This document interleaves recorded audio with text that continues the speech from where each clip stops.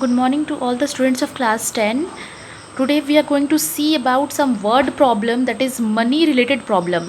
Word problem के varieties आपको मिलेंगे. किसी में आपको टाइम एंड डिस्टेंस का मिलेगा, किसी में आपको मनी रिलेटेड मिलेगा, किसी में एज रिलेटेड मिलेगा, कभी आपको अपस्ट्रीम डाउनस्ट्रीम का मिलेगा. So these are so many types of word problem available in linear equation in two variables, जो कि बहुत ही important है एज बोर्ड एग्जाम क्वेश्चन, क्योंकि आपका 4 नंबर का क्वेश्चन इस टॉपिक से आता है. तो आप एक एक करके हम लोग क्या करेंगे, डिटेल्स में इसको डिस्कस करेंगे कि कितने तरह के वर्ड प्रॉब्लम्स होते हैं, और फिर हम लोग इसको आगे बढ़ेंगे. अभी हमने स्टार्ट करना है. सबसे पहला टाइप जो है मनी रिलेटेड प्रॉब्लम्स. तो मनी रिलेटेड प्रॉब्लम्स में सबसे पहला जो है वो बहुत ही आसान सा है. आप देख सकते हैं या 8 chairs and 5 tables for a classroom cost ₹10500 and 5 chairs and 3 tables cost ₹6450. Find the cost of each chair and table. ऐसी क्वेश्चन हमने बैट और बॉल को लेके भी किया है. तो आप जैसे ही लास्ट लाइन पढ़ोगे वर्ड प्रॉब्लम का, आपको समझ में आ जाएगा कि कौन से 2 वेरिएबल्स आपको लेने हैं. यहाँ देखिए, cost of each chair and table आपको निकालना है. इसका मतलब हमारा पहला वेरिएबल जो x है वो कॉस्ट ऑफ चेयर बन जाएगा, और दूसरा वेरिएबल जो y है वो कॉस्ट ऑफ टेबल बन जाएगा. और अकॉर्डिंग टू क्वेश्चन दिया हुआ है 8 चेयर मतलब 8x plus 5 tables plus 5y and the cost is given. Similarly 5x plus 3y and the cost is given. 2 equation मिल गए हैं आपको. आप कोई भी रूल लगा सकते हैं. 3 रूल हमने पढ़ लिया है, substitution, elimination and cross multiplication. आप कोई भी रूल लगाइए. मैंने यहाँ सॉल्व नहीं किया है. I have left the space for you people to solve. अभी आप सॉल्व करेंगे और डिस्कस करेंगे मेरे साथ में कि आपका आंसर आया कि नहीं. Answer is this much, that is 750 and Y is 900. Okay, this was very simple question. Next आगे बढ़ते हैं हम लोग. The question is, a part of monthly hostel charges in a school is fixed and the remaining depends upon the number of days one takes food in mess. Mess में खाना मिलने का number of days पर depend करता है. A student A takes food for 22 days and total charge he is paying is 4250, and another student B takes food for 28 days and he has to pay 5150 as the hostel charge. Find the fixed charge and the cost the food per day. तो आपको देखिए क्या क्या निकालना है. सबसे पहले तो फिक्स्ड चार्ज, 2 वेरिएबल तो आपको लास्ट लाइन में ही मिलेगा. फिक्स्ड चार्ज निकालना है और cost of the food per day निकालना है. तो आप किसी भी एक को x मानिए. हमने यहाँ लिखा है let the fixed charge be x and cost of food per day be y. तो जो फिक्स्ड चार्ज है उसको तो हम लिखेंगे ही लिखेंगे, वो तो फिक्स्ड है. ऐसी क्वेश्चन आपने ऑलरेडी की है. टैक्सी वाला, टैक्सी में भी आपने वाला किया था, फिक्स्ड चार्ज था उसका. तो जो फिक्स्ड है वो तो ऑलरेडी फिक्स्ड है, दैट इज़ x. और जितना दिन वो खाना ले रहा है वो आपका पर डे का चार्ज में जाएगा, दैट इज़ 22 डेज़ वो हॉस्टल से खाना ले रहा है मेस से. 22y मतलब उतना दिन का चार्ज वो पे कर रहा है पर डे फूड का, और उसका टोटल अमाउंट इतना हो रहा है, fixed plus per day charge. उसी तरह से दूसरी केस भी दी हुई है, fixed plus per day charge is this much. Again you have got 2 equations, solve them. यहाँ देखिए x का कोफिशिएंट सेम है, आप इसको सब्ट्रैक्ट कर सकते हैं directly and answer you will get is this much. So you have to solve and show me your copies and I am to check your answers whether you have done right और wrong. Answer मैं आपको share कर रही हूँ but process आपको दिखानी है मुझे सॉल्व करके. Already we have done these questions, so if you are having any doubt please share with us. Next what we are going to see is, next question is आपको यहाँ पे मिला है. अच्छा okay, this question was of similar type. जो last question हमने discuss किया mess charge वाला, वो एक्सरसाइज 3.5 क्वेश्चन नंबर 4 का 1 क्वेश्चन है. आप उसको बुक से भी मैच कर सकते हैं, NCERT बुक का ये एक्सरसाइज का क्वेश्चन है. Next we are going to see is exercise 3.7 का क्वेश्चन नंबर 2.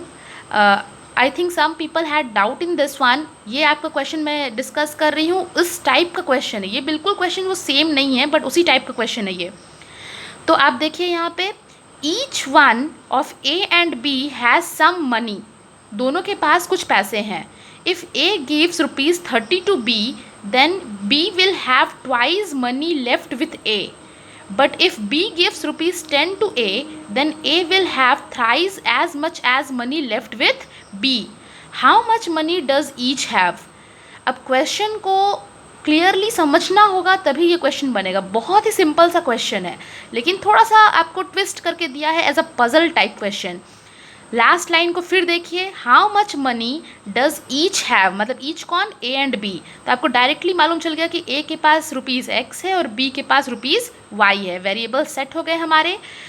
केस 1 में बोला गया जब ए ने बी को दे दिया 30 rupees, A gives 30 rupees to B, तो ए के पास कितना मनी बचा, x माइनस 30, और बी के पास कितना हो गया, y प्लस 30।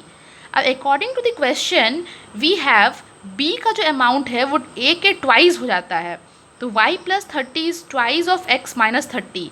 इसको सॉल्व करोगे तो आपको एक इक्वेशन मिली, this equation, and this is the first equation you have got of x and y। Next case से आपको दूसरी इक्वेशन मिलेगी। नेक्स्ट केस में जब b a को देता है 10 रुपया, so when money is left with b will become y minus 10, money with a will become x plus 10। so अब अकॉर्डिंग टू क्वेश्चन क्या बोल रहा है कि जब a के पास 10 रुपीज़ आ गई तो उसकी अमाउंट 20 का थ्राइज हो जाती है। So x plus 10 is equal to 3 thrice of y minus 10। Again you have got one equation, this is equation 2। So again हमारे पास दो इक्वेशन आ चुकी है, first is here and second is here. You can see that this are simple equation of 2 variables. Solve कीजिए, answer निकालिए, और answer I have given here this one. Solve करना ज़रूरी है, please solve this equations and show me the process. Okay, next question is a bit complicated. ये आपको NCERT के exemplar में मिलेगा this question, but we are going to discuss it. It's not very hard. Jamila sold a table and a chair for rupees 1050, thereby making a profit of 10% on the table and 25% on the chair. If she had taken a profit of 25% on the table and 10% on the chair, she would have got rupees 1065. Find the price of each. Last statement देख के आप समझ गए होंगे कि price of each मतलब chair and table. तो आप किसी के भी प्राइस को x लीजिए और किसी भी एक के प्राइस को y लेंगे। So what we are going to see is, हमने सबसे पहला चीज़ क्या किया, let the CP cost price of table be x and cost price of chair be y। अब हमें केसेस दिए गए हैं। पहला केस में क्या बोला गया है कि प्रॉफिट परसेंट है 10% किस पे, टेबल पे। तो अगर हमारे पास प्रॉफिट हो रहा है 10% का, तो जो SP होगा, सेलिंग प्राइस होगा, वो आपके CP में प्रॉफिट को ऐड कर देने से मिल जाएगा। यहाँ देखिए प्रॉफिट परसेंट दी गई है, प्रॉफिट निकालना है तो this will become, profit percent जो दिया गया है this into 100 into CP, so this is profit. अगर हम कॉस्ट प्राइस में प्रॉफिट को जोड़ दे तो वो हमारा SP बन जाएगा, सेलिंग प्राइस बन जाएगा, इतने दाम पे बेचा गया है। तो कॉस्ट प्राइस था x और प्रॉफिट था 10/100x। अब इस दोनों को जोड़ देंगे, यहाँ LCM हमने लिया है 100, this will become 100x plus 10x, this will become 110x। Similarly हमारा अगर उसी केस में चेयर के ऊपर प्रॉफिट था 25%, इसका मतलब प्रॉफिट परसेंट था उतना, तो प्रॉफिट कितना होगा 25/100 of CP, that is y। Chair की CP y थी। तो अब प्रॉफिट को अगर हम कॉस्ट प्राइस में जोड़ देते हैं then we will get the SP। तो SP of the chair will become, we have added both of these and we have got 125/100 y। अब अकॉर्डिंग टू द क्वेश्चन, अगर इन दोनों के SP को जोड़ दिया जाए तो उसको कितने पैसे मिले थे, 1050। So this is the first equation we have got. For second equation we will come to the second case. Second case में हम आते हैं, यहाँ पे प्रॉफिट परसेंट ऑफ टेबल पे है 25% और चेयर पे है 10%। देखिए जस्ट रिवर्स है, 25% है टेबल पे, 10% है चेयर पे। तो SP of the table we get 125/100 of x and 110/100 of y। बिल्कुल सेम हमने किया है, SP निकाला है टेबल और चेयर के लिए और हमें मिल गया है हमारा दूसरा इक्वेशन। अब आप देखिए दोनों इक्वेशन को हमने डिनोमिनेटर को हटा के इस तरफ मल्टीप्लाई कर दिया दोनों ही इक्वेशन में। तो आप देख सकते हैं 110x plus 125y is equal to 1050 था, अब वो उधर जाके 100 मल्टीप्लाई हुआ तो 2 0 और बढ़ गया। Similarly 125x plus 110y 106500। दो इक्वेशन मिले हैं, दोनों के वेरिएबल कोफिशिएंट देखिए एक्सचेंज्ड कोफिशिएंट्स हैं। ऐसा केस में हमने क्या कहा था, first we will add these two and then we will subtract these two equations.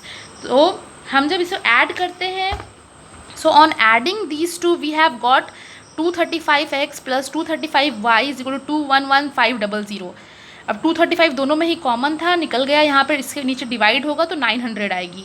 Similarly when we subtract these two we will get -15x plus 15y minus 1500। -15 को हमने कॉमन किया है तो यहाँ की साइन चेंज हो जाएगी, -y बनेगी, और -15 जब इधर आके डिवाइड होगा तो माइनस माइनस कैंसिल होगा और वो 100 हो जाएगा।